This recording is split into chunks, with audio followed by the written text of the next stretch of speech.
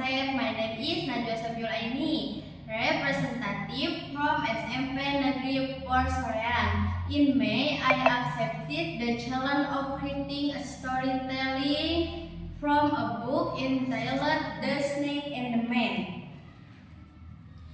The snake and the man. Near a forest there lived a man with his son. One day, the boy stepped on a snake that was passing by. The snake bit the little boy.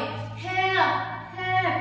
shouted bit the little boy, surprising. His father came running to see his son who had been bitten by a snake.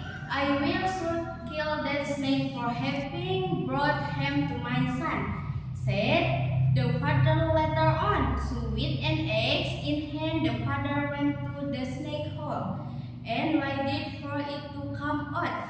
As soon as the snake slithered out, he swung the axe aiming at the snake's head. But unfortunately, he missed the head and cut off the snake's tail. The father was very worried. "What if the snake went to the river on me and my son? It is better for me to make peace with him the next day." The father took a bowl of meat and pierced it by snake hole. When the snake saw this, said, "You are not going to forget that I beat your son, and I am not going to forget that you cut off my tail.